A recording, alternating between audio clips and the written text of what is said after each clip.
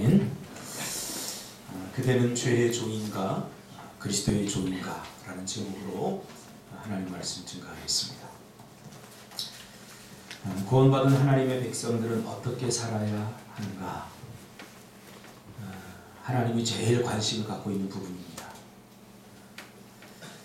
아이가 태어나는 것 못지않게 이 아이를 어떻게 키울까, 어떻게 자라는가를 지켜보는 것이 부모의 가장 큰 관심이듯이 하나님께서도 예수 그리스도로 말미암아 우리에게 새 생명을 주시고 영으로 새롭게 우리를 탄생하게 하셨습니다.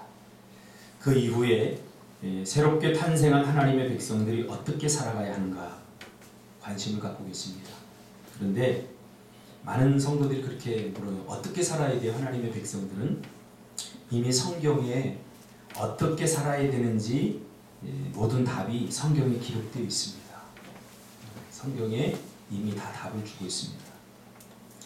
그러므로 하나님의 백성들의 삶의 모든 답은 성경에서 얻어야 하는 것이 당연합니다. 그러나 성도들의 삶을 가만히 들여다보면 그렇게 하고 있지 못하는 분들이 많다는 것을 발견하게 됩니다. 아니 어쩌면 그런 의지를 이미 포기한 지 오래된 사람들도 많이 있는 것 같습니다. 하나님의 말씀대로 사는 것에 지쳐 있거나 아니면 하나님의 말씀대로 살다가 잃어버릴 것에 대한 두려움, 또 내가 내 마음대로 내 뜻대로 살지 못하고 여러 가지 그 부담스러운 상황들이 주어질까봐 과감하게 하나님의 말씀대로 살아들이지 못하는 그런 부분들. 그래서 하나님의 말씀대로 산다는 것에 대한 기대가 사라진 사람들이 굉장히 많다는 사실이죠. 우리의 삶 속에서 일어나는 보이는 상황과 환경을 통한 사건과 또 눈에 보이지 않는 내면에서 일어나는 모든 일들에 대해서 어떻게 해석하고 어떻게 대처하고 어떻게 결정하고 어떻게 판단해야 하는가, 그 기준은 하나님의 말씀인 성경이어야 하죠. 이것이 하나님의 백성들이 살아가는 삶의 방법입니다. 그래서 요한복음 10장 27절에 요한은 내 양은 내 음성을 들으며 나는 그들을 알며 그들은 나를 따르느니라 라고 말하고 있습니다. 요한복음에서는 음성을 듣는다, 따른다 라는 말을 한마디로 무엇이라고 표현하고 있냐면 믿음이라고 표현하고 있습니다. 믿음으로 사는 거지. 하나님의 음성을 듣는 것, 또 듣고 그 말씀대로 따라 행동하고 실천하고 따르는 것, 이것은 바로 믿음의 삶을 말하는 것입니다. 요한복음 10장 26절에 보니까 믿지 않는 것은, 즉 듣고 따르지 않는 것은 너희가 내 양이 아니므로 믿지 아니하도다 라고 말씀하고 있습니다. 굉장히 충격적인 이야기죠. 그렇죠? 그러니까 예수 믿는다는 것, 하나님의 백성으로서 살아가는 것은 교회에 나오고 예배드리고 그것이 전부가 아니다는 것을 성경은 우리에게 계속해서 밝혀주고 있죠. 하나님의 말씀에 우리가 좀 더 귀를 기울이고 그 말씀을 자세히 읽고 묵상해 보면 하나님의 말씀처럼 우리를 괴롭히는 것이 없습니다, 사실. 그래서 어쩌면 우리가 하나님의 말씀을 읽는 것을 게을리할지도 몰라요. 왜? 하나님의 말씀은 검이기 때문에 우리 죄를 도려내기도 하고 죄 가운데 있는 우리를 폭로하기도 하고 우리의 자존심을 건들기도 하고 하기 때문에 하나님의 말씀을 가까이 하는 것은 때론 우리에게 굉장히 부담이 되고 또 힘들고 어려운 일일 수도 있습니다. 그래서 내 안에 죄와 더불어 함께 살아가거나 죄의 방향에 서 있으면 하나님의 말씀이 때로는 거북하고 부담스럽게 느껴진다는 거예요. 잔뜩 죄를 짓고 여기 앉아있는데 죄에 대해서 하나님께서 우리에게 폭로하시면 부끄럽지. 내 안에 있는 죄들을 하나님의 말씀이 날카롭게 도려내니까 부끄럽기도 하고 고통스럽기도 하고 힘들기도 하죠. 그래서 18세기 그 부흥의 때를 보면 주로 이 죄와 구원에 관한 설교입니다. 이 부흥사들이 설교를 하는데 그 죄가 얼마나 날카롭게 지적되든지 사람들이 총을 들고 와서 설교자를 향해 쐈다는 거예요. 제가 학교에서 그 역사를 18세기 그 부흥의 역사를 공부할 때 이 설교 강대상 앞에다가 이렇게 방탄유리를 쳤다는 거예요. 방탄유리를 치고 그 총을 쏘는 것을 막기 위해서 그렇게 했다는 거죠. 그만큼 여러분 죄가 굉장히 무섭습니다. 죄는 딱 지적하면 강하게 튀겨나가는 그 스프링 역할을 합니다. 왜? 우리 안에 죄성이 있기 때문이죠.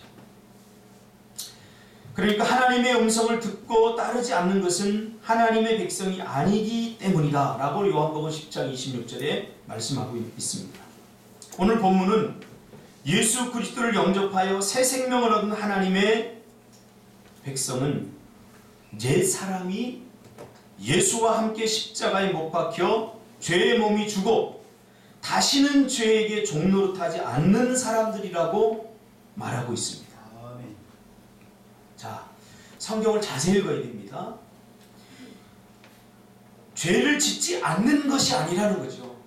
죄를 짓지 않는 것이 아니라 죄의 종노릇을 하지 않는다는 것입니다. 죄를 짓는 것과 죄의 종노릇을 하는 것은 엄청난 차이가 있습니다. 그것은 마음의 자세와 태도와 의도에 관한 문제입니다.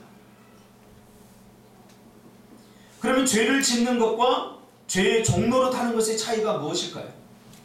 오늘 본문은 누구의 말에 순종하는가에 의해서 죄의 종인가 그리스도의 종인가를 나타낸다고 말하고 있죠. 즉 죄의 종은 죄에게 순종하는 사람들을 말하고 그리스도에 순종하는 사람들은 그리스도의 사람들이다 라는 논리죠.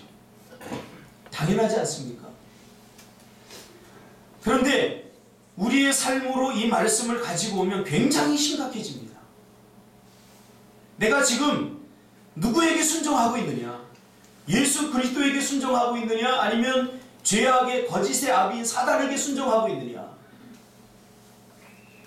왜 죄를 짓는다라고 표현하지 않고 죄에 순종한다라고 하는 표현을 썼을까요? 조금 더 이 적나라하게 드러나기 위해서 순종한다라고 하는 표현을 썼습니다. 여러분, 우리가 때로는 어쩔 수 없이 죄를 짓고 누구나 이 정도 죄를 짓지 않는가? 심지어 설교하는 저도 죄를 많이 짓습니다. 또 훌륭한 믿음의 선진들도 죄를 다 지었습니다. 그러면서 그들과 동일시함으로 좀 이런 말씀에서 자유롭고 싶고 이것이 육신의 한계다 라고 생각하면서 죄를 짓는 것은 어쩔 수 없는 일이야 라고 하면서 아무리 자기 합리화를 한다고 할지라도 성경은 분명히 우리에게 죄에 순종하는 것은 죄의 종이기 때문이다 라고 분명히 이야기하고 있습니다. 그래서 나도 하나님의 백성이요 구원받은 하나님의 사람임에도 불구하고 죄 짓는 것을 대수롭게 생각하지 않습니다. 대수롭게 그렇게 생각하지 않습니다. 오늘 죄를 졌다고 다윗처럼 밤잠을 자지 못하고 통곡하며 땅을 치며 회개하는 사람 별로 없어요. 오늘 교회와 성도의 문제는 바로 여기에 있다고 저는 생각합니다. 저와 여러분의 문제. 죄를 대수롭지 않게 생각한다는 것입니다. 그래서 함부로 죄 짓고 함부로 미워하고 성경에서 말하는 사도 바울이 지적한 21가지 죄와 예수님이 지적한 12가지 죄 그뿐이겠습니까? 그런 것들이 우리의 삶에 비수처럼 꽂히고 마치 상식처럼 밥을 먹듯이 그렇게 죄를 짓고 있지만 거기에 대해서 땅을 치며 통곡하며 하나님 앞에 회개하는 사람이 그렇게 많지 않다는 것입니다. 왜요? 죄를 대수롭지 않게 생각하기 때문입니다. 예수님이 죄 때문에 돌아가셨음에도 불구하고 우리는 죄를 무엇 때문에 대수롭지 않게 생각하게 된 것일까요? 오늘 우리가 세상을 넉넉히 이기지 못하는 이유는 죄에 매여 살아가고 있기 때문입니다. 죄와 싸워야 되는데 죄와 친하게 지내니 어떻게 죄를 이길 수 있겠습니까?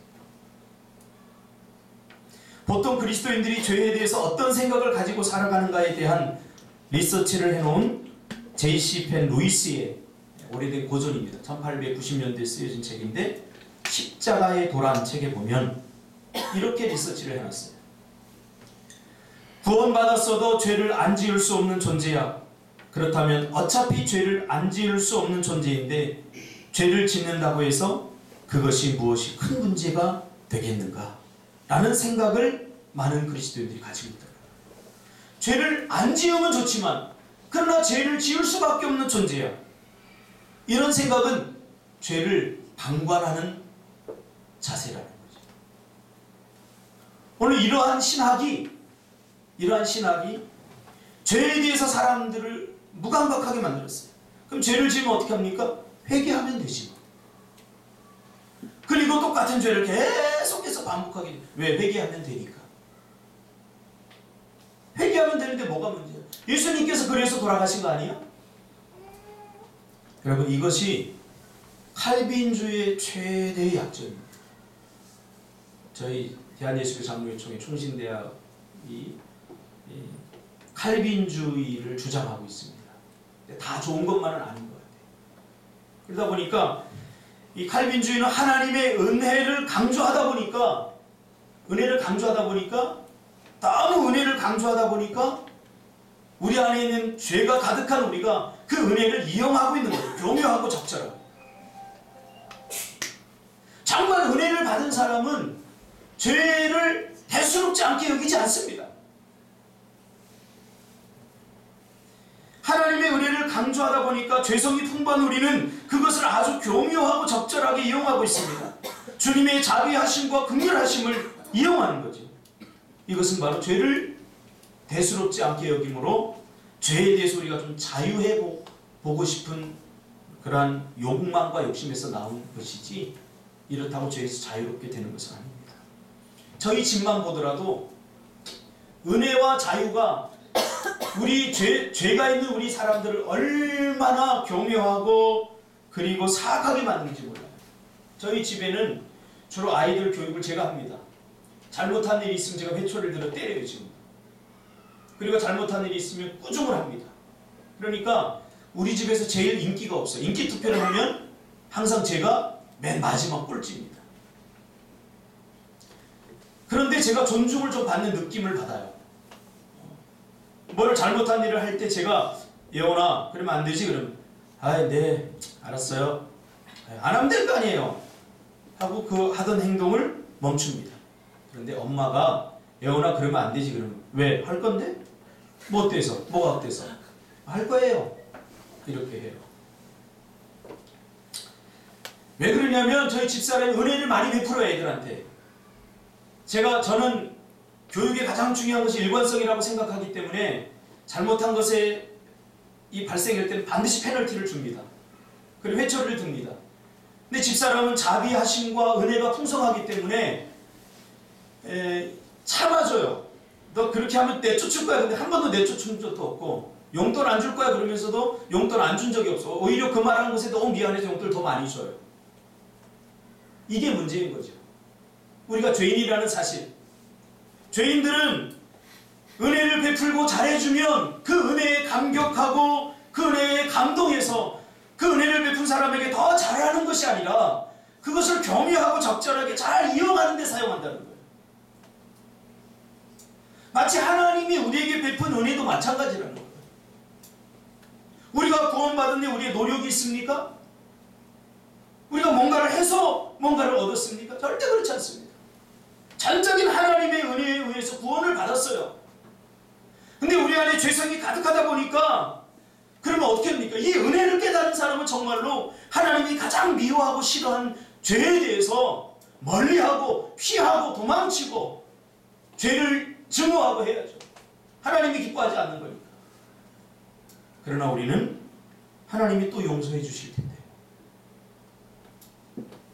하나님은 사랑이 많으시대요. 하면서 죄를 지음으로 다시금 예수 그리스도를 십자가에 못 박아 버리는 그런 이 폐악한 일들을 계속해서 반복하고 있다는 것입니다. 회개는 잘못했습니다. 하나님 용서해 주세요. 에서 끝나는 것이 아닙니다. 그것은 자기 위안입니다.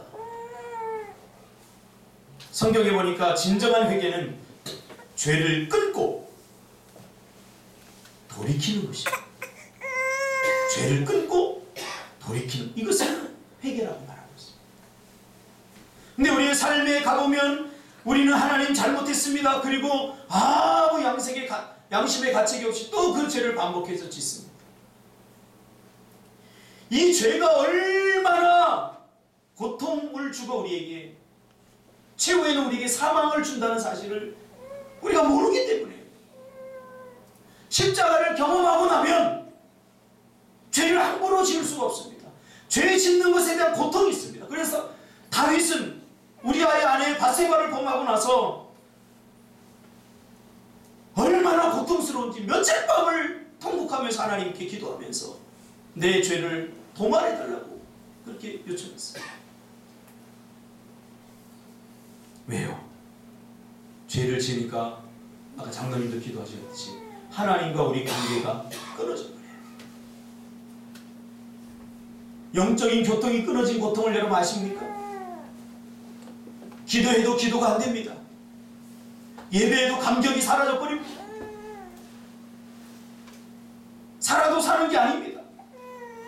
하나님이 주신 평안이 끊어져 버립니다. 구원의 감격과 기쁨들이 다 사라져 버립니다.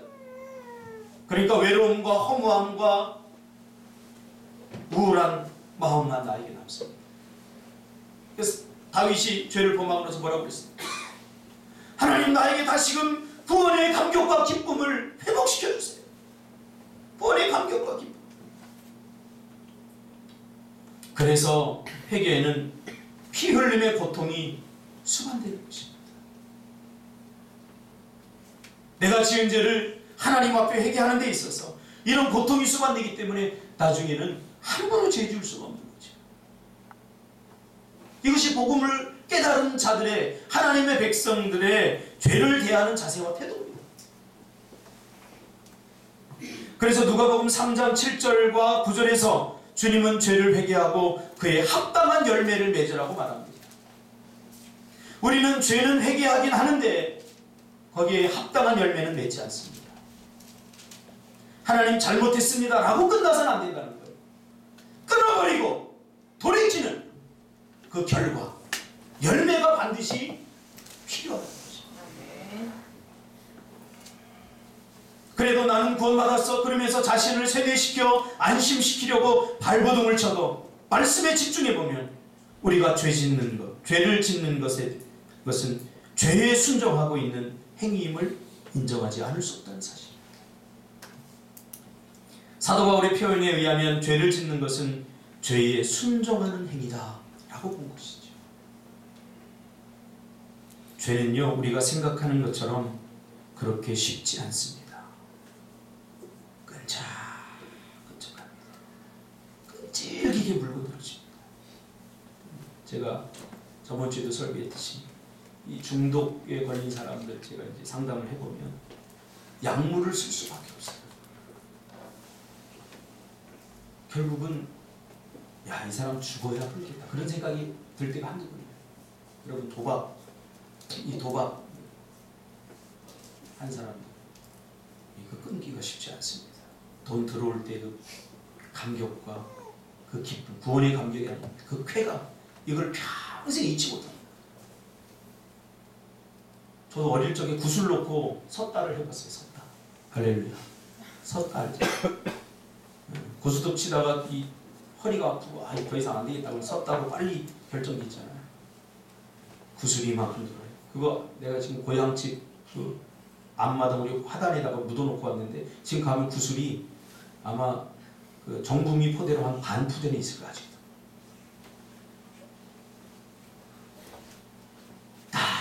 자꾸서 섰다를 하는데 구슬이 이만큼 들어오면 그때 감격을 잊지 못해요. 심지어는 주일학교 가서 1부 예배 드리고 2부에는 뒤에 교회 뒤에서 애들 모여서 구슬 놓고 섰다를 했어요. 야, 이게 무섭구나 이게. 그래서 옛날에 부흥사들이 그런 말 하잖아요. 내가 노름을 해서 다 잃고 손을 잘라버리니까 왼손으로 하고 왼손 안 되니까 입에 물고 하고 입도 안 되니까 발꼬락으로 하고 그랬다는 표현이 제가 이 심리학을 공부하면서 보니까 그럴 수 있겠구나 그 생각이 듭니다. 죄의 문제는 우리가 해결할 수 없어요. 끈질기게 물고 넣습니다. 그래서 하나님의 사람들을 지치게 합니다. 그래서 사도 바울은 죄의 멍에를 지지 말라라고 표현했습니다. 멍에는 뭡니까? 소가 밭을 갈 때 이렇게 밭을 갈기 위해서 이렇게 목에 거는 도구가 멍에입니다. 어릴 적에 시골에 살아서 멍에를 이렇게 메고 소들이 밭을 가는 것을 많이 봤습니다. 그러면서 참 불쌍하구나 그 생각을 그 어린 마음에 많이 했어요. 이번에 우리 미얀마 갔는데 우리 예원이가 코끼리를 이렇게 탔어요. 코끼리를 탔는데 이렇게 타고서 나중에 막 펑펑 울어요. 그래서 난 무서운 소 우는 줄 알았는데 그 엄마들하면서 감성이 굉장히 예민해요. 자기가 코끼리 위에 타니까 코끼리가 너무 불쌍하더라는 거예요. 위에 타 코끼리가 뒤뚱뒤뚱 하면서 가는데 코끼리가 그렇게 불쌍해 보이는 거예요. 코끼리 불쌍해 그러면서 자기는 위에 타면서 펑펑 우는 거예요. 참 불쌍하죠. 동물로 태어나서. 코끼리만 불쌍할까요? 죄의 멍에를 메고 사는 우리는 더 불쌍합니다. 저는 많은 그리스도인들이 이미 구원받았음에도 죄의 순종함으로 죄의 멍에를 메고 구원의 감격과 기쁨을 잃어버린 채 살아가는 사람들을 볼 때가 가장 안타깝습니다. 구원이 우리에게 주는 보너스, 구원이 우리에게 주는 감격, 구원이 우리에게 주는 기쁨, 그거면 됩니다. 그걸로 우리는 세상을 넉넉히 이길 수 있습니다. 그런데 이미 구원받았음에도 여전히 죄의 순종함으로 죄의 멍에를 메고 구원의 감격과 기쁨을 잃어버린 채 살아가는 사람들을 바라본다는 것은 보통입니다. 여러분, 죄가 얼마나 사악하고 교활한지 아십니까? 죄는 거짓의 아비인 사단으로부터 나온 것입니다. 그래서 죄를 대수롭지 않게 생각하면 절대 안 됩니다. 죄는 결국 우리를 고통스럽게 하고 우리를 죄와 사망으로 이끄는 것이 바로 죄입니다. 그래서 성경은 죄와 피 흘리기까지 싸우라고 말하는 것입니다. 하나님이 우리에게 주신 구원의 감격과 기쁨을 손들이채 날려버리는 것이 바로 죄입니다. 히브리서 12장 4절에 보니까 너희가 죄와 싸우되 아직 피 흘리기까지는 대항하지 아니하고 하면서 죄와 싸울 것을 하나님 말씀하고 있습니다. 죄는 하나님이 가장 싫어하는 것입니다. 그래서 예수로 새 생명을 얻은 자는 자연스럽게 죄를 미워하고 죄를 멀리하려고 하는 경향을 가지게 됩니다. 우리 안에 영적인 새 생명의 DNA가 왔기 때문이죠. 그러니까 이 죄가 이 영적 새 생명이 들어오면 자연스럽게 죄를 멀리하는 경향이 있어요.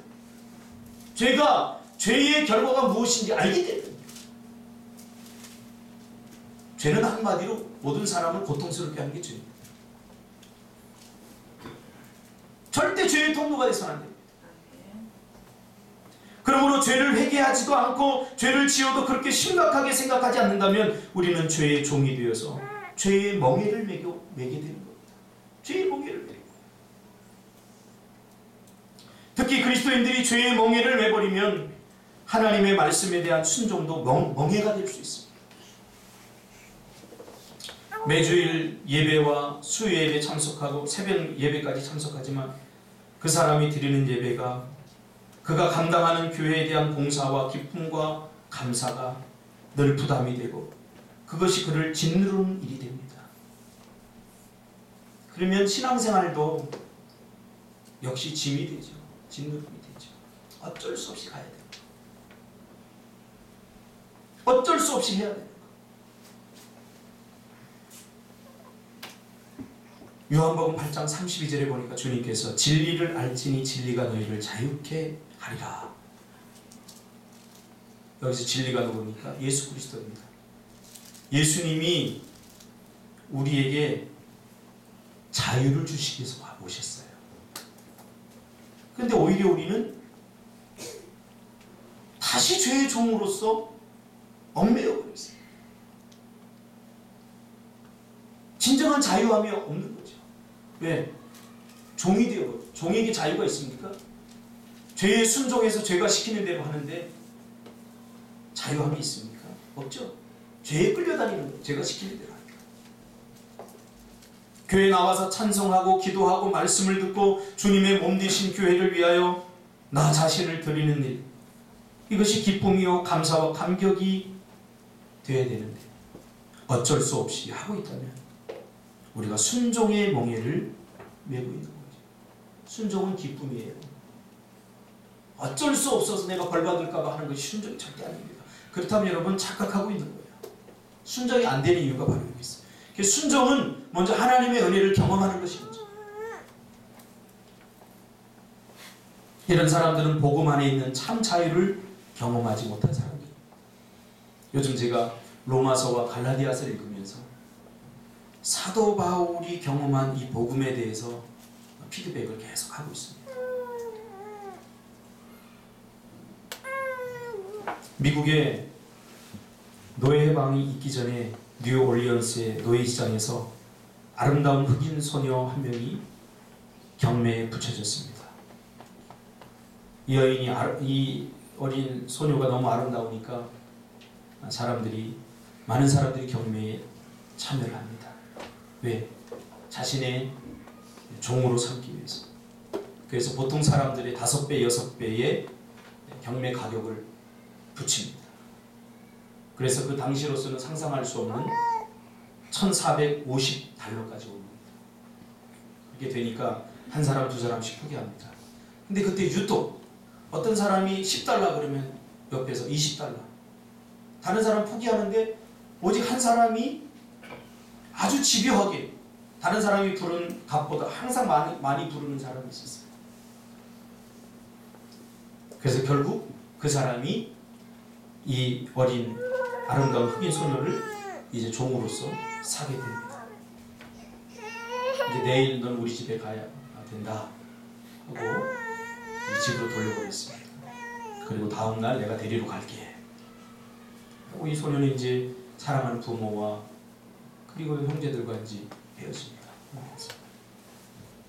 이제 당신의 집으로 갈 준비가 됐습니다. 그렇게 이야기를 합니다. 그때 이 남자가 말합니다. 아니다. 내가 너를 이 돈으로 산 이 1450달러를 내가 가진 전부다. 그러나 내가 너를 이 큰 돈을 주고 산 것은 너를 종으로 삼기 위해서가 아니라 너에게 자유를 주기 위해서다.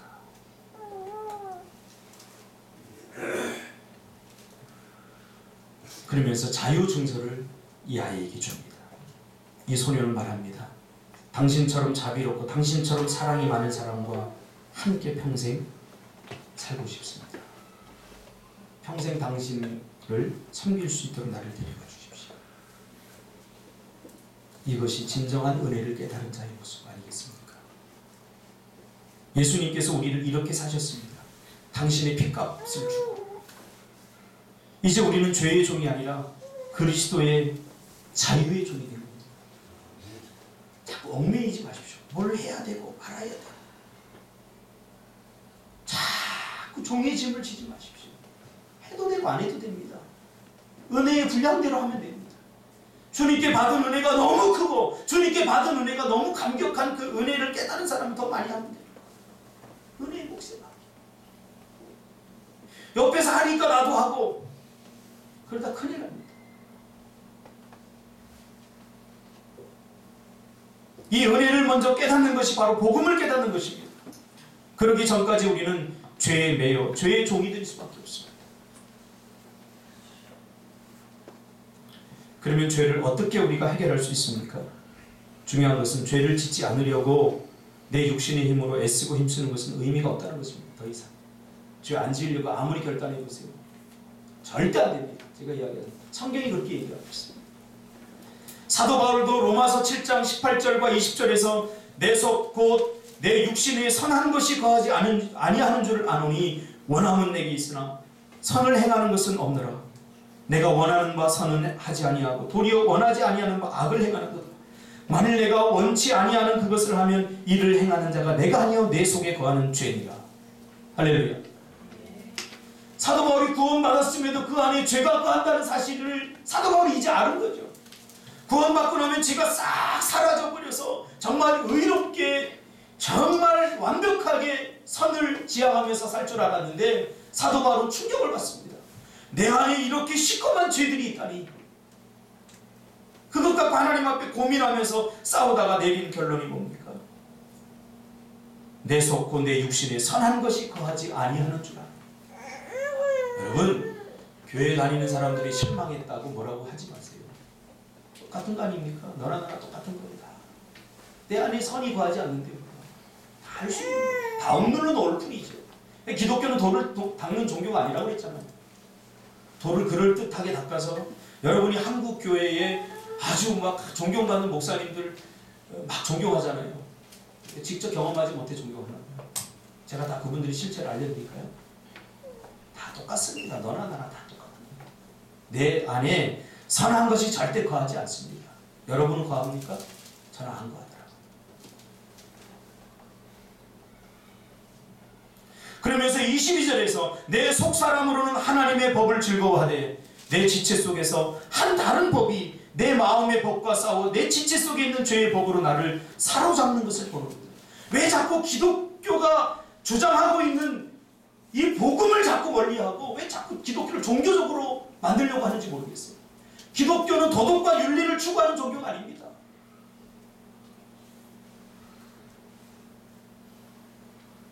그러면서 사도 바울이 이야기한 오호라 난 곤고한 사람이로다. 이 사망의 몸에서 누가 나를 건져내랴. 여기까지가 바울이 육신적으로 고민해서 내린 결론입니다. 오호라 나는 곤고한 사람이다. 사도 바울은 이미 구원받았음에도 여전히 자신 안에 시퍼렇게 살아있는 죄를 보고 있는 거죠. 이것이 사도 바울의 문제만이 아니라 우리의 문제 아닙니까? 그러나 그 다음이 중요합니다. 이것을 깨닫고 난 그 다음이 중요합니다. 나에게 선한 것이 하나도 없어. 그러니 내 마음대로 살거라. 어차피 사람은 다 똑같은 거 아니야? 너 죄 안 지었어? 아까 제가 그랬죠? 구원받은 사람 마음의 자세와 태도와 의도가 달라요. 다른 것이요. 우리 주 예수 그리스도로 말미암아 하나님께 감사하리로다. 그런즉 내 자신이 마음으로는 하나님의 법을, 육신으로는 죄의 법을 섬기고 실토하고 있어요. 지금 나 못된 놈이야. 내가 하나님을 섬기고 있지만 내 육신으로는 난 정말 못된 놈이야. 영으로는 하나님을 섬기고 있지만 내 육신으로는 지금 죄의 법을 섬기고 있어. 내가 누구예요? 사도 바울이에요. 이미 답이 들어있습니다. 그래서 사도 바울이 내린 결론이 뭡니까? 육신으로 살면 희망이 없다. 육신에는 선이 없어요. 결국 사망으로 나를 끌어가요. 사망으로. 육신으로는 결국 선한 척 해봤자 줄기차게 죄를 섬기고 죄에 순종하는 것이라는 거예요.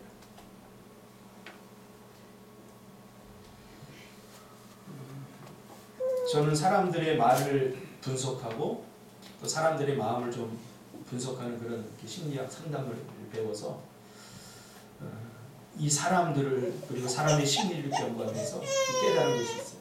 이게 뭐냐면 성경하고 똑같아요. 사람에게 더 이상 희망이 없다. 왜 자꾸 사람을 믿으려고 하세요? 절대 믿지 마세요. 근데 사랑해줘야 돼요. 믿었던 사람에게 실망한다. 정말 어리석은 사람이에요. 성경이 다 이미 우리에게 이야기해주고 있는데 하나님 외에는 믿음의 대상은 없어요. 나는 안 그런 거예요. 내가 그러잖아요. 상처를 가장 잘 받는 사람은 상처를 가장 많이 주는 사람이라.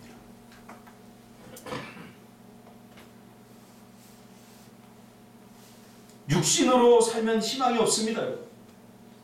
그러면서 로마서 8장 1절에 사도 바울은 그러므로 이제 그리스도 예수 안에 있는 자에게는 결코 정죄함이 없나요? 할렐루야. 그리스도 안. 이것이 우리에게 희망을 줍니다. 그리스도 안. 물고기가 물 속에서 자유함을 얻듯이 우리는 그리스도 안에서 자유함을 얻을 수 있어요. 자꾸 그리스도 밖에서 자유함을 얻으려고 하는 거예요. 그건 자기 멋대로 사는 거죠. 자기 멋대로 살면 어떻게 되는지 알죠? 그 고통이 고스란히 자기 몫입니다. 죄의 무거운 짐을 자기가 다 짊어지게 돼요. 그러면서 로마서 8장 2절에 이는 그리스도 예수 안에 있는 생명의 성령의 법이 죄와 사망의 법에서 너를 해방하였습니다. 할렐루야. 그러면서 3절에 답을 주죠. 율법이 육신으로 말미암아 연약하여 할 수 없는 그것을 하나님은 하시나니 곧 죄로 말미암아 자기 아들을 죄 있는 육신의 모양으로 보내어 육신의 죄를 정하사 육신을 따르지 않고 그 영을 따라 행하는 우리에게 율법의 요구가 이루어지게 하려 함이라. 예수님이 왜 이 땅에 오신지 육신을 입고 오신지 밝혀주고 있잖아요. 율법의 요구 때문입니다. 율법의 요구. 하나님은 사랑의 하나님이지만 하나님은 공의의 하나님입니다. 그래서 죄를 짓는데도 사랑하기 때문에 눈 감아주는 분이 아니에요. 심지어 자기 자신을 희생하면서까지 그 죄에 대해서 반드시 대가를 치르게 하는 분이 하나님이십니다. 여러분, 이 두 가지 짐자가 내 마음속에 같이 요동쳐야지. 하나님은 사랑의 하나님이야, 사랑만 주장하면 이 사람은 어떻게 됩니까? 함부로 죄 짓는 사람. 하나님 사랑 운운하면서 이 두 가지 짐자가 내 안에서 같이 요동을 쳐야 됩니다. 두 개의 심자. 하나님은 사랑의 하나님이지만 죄에 대해서는 자기 자신을 죽이면서까지도 반드시 대가를 치르게 하는 공의의 하나님이라는 사실.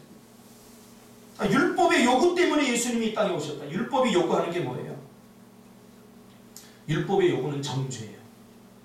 율법을 주신 목적이 뭐예요? 죄를 정하는 거죠. 그게 목적이에요. 왜 죄를 정해요? 우리가 죄인이라는 사실을 깨닫게 하기 위해서. 예전에 제가 팥줄소 앞에서 침을 이렇게 뱉었는데 그때 이제 침 뱉는 게 범칙금이 막 나왔을 때예요. 뭐 가래가 꽉 찼는데 어떻게 알아요? 감기가 그렇게 뱉었어요 제가. 옆에 팥줄소 경찰이 있다고 아저씨 침 뱉으면 범칙금이 잘 그리고 제가 그때 한 5만 원짜리 끊었어요. 교통 위반도 3만 원짜리 끊을 텐데 5만 원짜리 너무 아까운 거예요. 전도사하고 20만 원 받았대요. 그래서 제가 하소연을 했어요. 제가 지금 감기가 걸리고 충농증이시고 그래도 법은 법이죠. 법이 없다면 내가 다른 데도 아니고 내가 다른 데 같은 모르겠는데 팥줄소 앞에서 받는다고 공권력에 대한 도전이다 이러면서 5만 원짜리 끊어. 그리고 제가 막 사정을 했어요. 제가 사실은요 교회 전도사면 더 잘해야죠. 그 순간 막 내가 왜 전도사라고 했을까 후회가 됐어요. 절대 안 맞아요. 5만 원 냈어요. 율법의 요구가 뭡니까? 죄를 드러내는 거예요. 그래서 하나님은 눈 가리고 눈 감고 아웅이 안 해주는 거예요. 죄를 범하면 정령 죽으리라. 그래서 우리가 죽어야 되는데 예수님께서 대신 죽어주신 거예요. 예수님이 이 땅에 육신의 몸을 입고 오실 수밖에 없었던 거죠. 5절에 육신을 따르는 자는 육신의 일을, 영을 따르는 자는 영의 일을 생각하는. 여러분이 생각해보면 여러분을 진단할 수 있겠죠? 자꾸 육신적인 것들만 생각하는 사람은 육신의 일을 따르는 자들이죠. 영의 일을 생각하는 사람은 영을 생각하는 사람은 영의 일을 따르는 자. 그러나 결과는 다릅니다. 육의 생각은 사망이고 영의 생각은 생명과 평안이라. 7절에 육신의 생각은 하나님과 원수가 되나니 이는 하나님의 법에 불복하지 아니할 뿐 아니라 할 수도 없습니다. 이해가 갑니다. 할 수 없어요. 죄를 안 지으려고 해도 육신에 속한 사람들은 죄를 지을 수밖에 없어요. 왜? 성경이 그렇게 얘기해주고 있죠. 육신에 있는 자들은 하나님을 기쁘시게 할 수 없습니다. 9절에 만일 너희 속에 하나님의 영이 거하시면 너희가 육신에 있지 아니하고 영에 있나니 누구든지 그리스도의 영이 없으면 그리스도의 사람이 아닙니다. 10절에 또 그리스도께서 너희 안에 계시면 몸은 죄로 말미암아 죽은 것이나 영은 의로 말미암아 살아있는 것이니라. 예수님을 여러분 영접하게 하면 예수의 그 새 생명이 내 안에 들어옵니다. 그 순간 내 안에 옛 자아, 옛 생명이 다 죽어버립니다. 오늘 로마서 6장 6절이 그 이야기를 하고 있는 거예요. 우리가 알거니와 우리의 옛사람이 예수와 함께 십자가에 못 박힌 것은 왜 못 박혔느냐? 죄의 몸이 죽어. 죄의 몸으로 몸이 뭐예요? 옛 자아입니다. 우리 예수를 믿기 전에 옛 사람입니다. 그것은 희망이 없기 때문에 그거에 죽어야 돼요. 그게 죽지 않으면 나에게 더 이상 희망이 없어요. 내 안에서 나오는 모든 것들이 나를 죽음으로 끌고 가기 때문에 더 이상 희망이 없는 거죠. 그래서 예수님이 죽일 수밖에 없었어요. 자기를 죽이면서까지 죄를 죽여버린 거죠. 그러므로 만약에 여러분들이 예수님을 영접했다면 여러분들의 옛 자아는 이미 죽은 것입니다. 할렐루야. 믿으시기 바랍니다. 자꾸 사는 척 하지 마세요. 죽을 거예요. 사도 바울도 인간은 죄를 안 지을 수 없는 상태에 놓여 있는 것이 사실이라고 인정합니다. 자신도 경험했기 때문에. 그러나 거기서 멈추면 안 된다는 거죠. 여러분, 새가 날아왔어요. 새가 평 날아와서 신준이 머리에 딱 앉았어요. 이거 신기하네? 그럼 놔두면 어떻게 되는지 아십니까? 나중에는 잎사귀 하나씩 물고 올 거예요. 지푸라기 하나 물고. 그래서 뭐를 지금 집을 하나 지을 거예요. 집을. 그러면 신준이 머리가 새 집이 되는 거예요.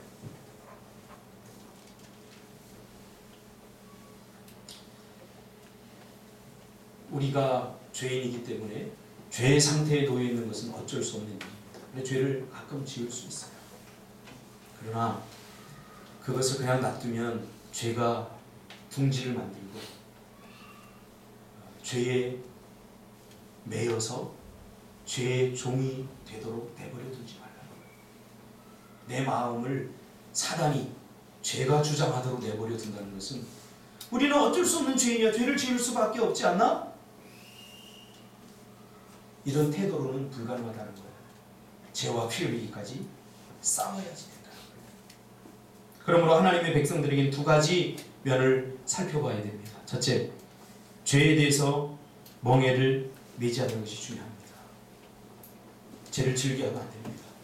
죄를 멀리 하시기 바랍니다. 죄를 증오하시기 바랍니다. 죄를 미워하시기 바랍니다. 옆 사람이 죄를 지으면, 입으로 죄를 지으면 주먹으로 강냉이를 날려버리시기를 주님의 이름으로 축복합니다. 그것이 네가 살고 내가 사는 비결입니다. 제가 한 얘기가 아니고 예수님이 한 얘기예요. 오른손이 범하거든 잘라서 천국 가는 게 낫지. 제가 제 얘기하는 거 아니잖아요. 그 얘기예요. 죄에 대해서 멍에를 매지 않는 게 중요합니다. 두 번째로는 죄에 대한 자세와 태도의 문제입니다. 13절에 로마서 6장 13절 너희가 육신대로 살면 반드시 죽을 것이로되 영으로서 몸의 행실을 죽이면 살리라. 영으로서 몸의 행실을 죽이시기 바랍니다. 여러분에서 죄가 튀어나올 때 그것은 여러분이 아닙니다. 옛 자아입니다. 영으로서 행실을 죽이시기를 주님의 이름으로 축복합니다. 무릇 하나님의 영으로 인도함을 받는 사람은 곧 하나님의 아들이라 말하잖아요. 하나님의 영으로 인도받는 사람이 하나님의 아들이지, 죄에 순종하고 죄의 인도를 받는 사람을 어떻게 하나님의 백성이라고 말할 수 있겠느냐 그 말이죠. 여러분, 어떤 경우라도 죄를 짓는 것은 사단의 인도를 받는 거지 하나님의 인도를 받는 것은 아닙니다. 그러므로 죄에 대해서 이기는 것은 나에게 있는 것이 아닙니다. 그냥 우리의 의무는 뭐예요? 죄와 싸우는 거예요. 싸우려고 하는 자세와 태도, 이게 중요한 거예요.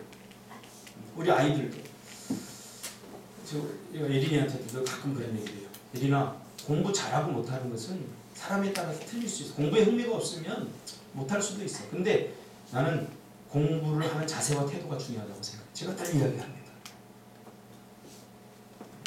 공부를 열심히 하면 반드시 좋은 성적 나오나? 거기 속지 마세요.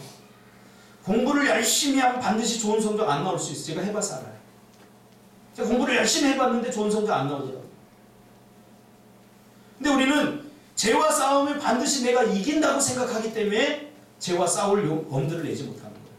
내가 하는 역할이 뭡니까? 그냥 싸우는 거예요. 싸우면 이런 자세와 태도, 죄와 싸우면 어때요? 죄를 미워하고 죄를 멀리하고 죄와 가까이 할 수 없겠죠. 그런 마음의 자세와 태도를 갖는 것이 중요하다는 거예요. 왜? 죄에 대해서 이기는 것은 내가 이길 수 있는 게 아니라 주님만이 이길 수 있기 때문이죠. 사실 그러므로 죄의 권세로부터 해방은 그것을 이기려는 데 있지 않고 단순히 그것에 대해서 죽는 데 있습니다. 우리 이미 죽었어요. 다 죄에 대해 죽었어요. 그래서 내 안에 이런 것들이 튀어나올 때마다 외치시기 바랍니다. 나는 죽었다. 다 같이 해봅시다. 시작. 나는 죽었다. 제가 한 말이 아니라 사도 바울이 한 거예요. 나는 날마다 죽노라. 사도 바울 같은 위대한 사람도 이 안에 죄가 가득 차 있잖아요. 그러니 누가 누구 보고 손가락 짚어요? 여러분, 지금 우리나라가 힘들고 어렵게 됐잖아요. 누구 탓하지 마세요. 탓한다고 일이 해결되는 게 아니에요. 지금은 이 나라와 경제, 이 나라의 경제와 이 백성들의 헐벗은 이 문제 때문에 우리가 기도할 때지. 누가 다음에 뭐 누가 대통령, 죄송합니다. 녹음하고 있나요? 누가 대통령이 돼도 절대 대한민국 좋아지지 않습니다. 누구 때문에 좋아지는 게 아니에요. 우리가 중요한 거예요. 우리가 이때 기도해야 돼요. 이때 내가 문제가 생기면 막 눈물을 짜고 새벽에 나와서 기도하는데 나라가 이렇게 힘들고 어려운데 기도 안 해요. 가슴이 아파요.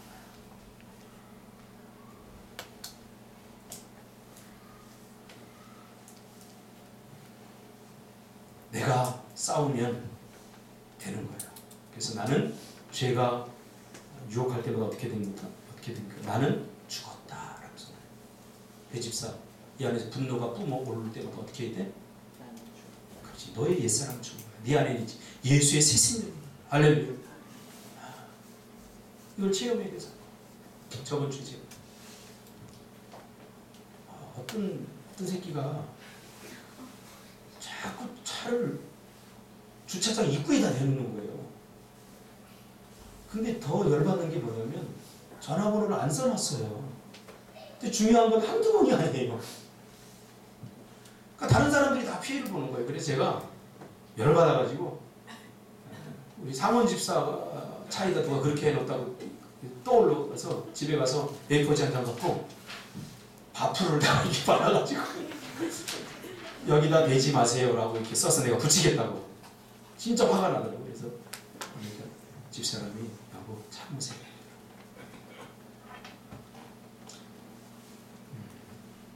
순간 난 죽었지 라고 참았어요. 잘했죠? 이게 죽은 사람의 모습입니다. 죽다는 건 큰 것에 있지 않습니다. 누가 나를 열받게 할 때 나는 죽은 거예요. 근데 얼마나 행복한지 몰라요. 만약에 내가 참지 못하고 내가 시나리오를 한번 써볼까요? 생각하고도 쉽지가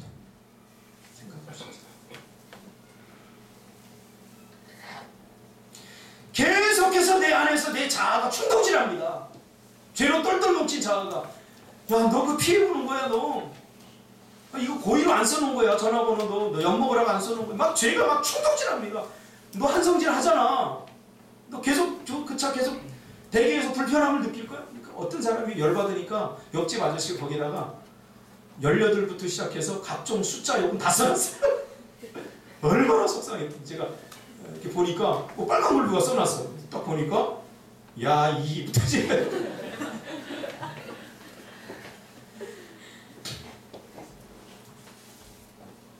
화 못 내니까. 그러나 우리 옛사람은 희망이 없어요. 희망 없는 걸 자꾸 붙들고 살지 맙시다. 설교가 더 남았는데 여기까지 하는 게 희망인 걸 줄 알고 마치도록 하겠습니다. 다 같이 해봅시다. 나는 죽었다. 나는 날마다 죽었다. 기도하겠습니다. 주님 고맙습니다.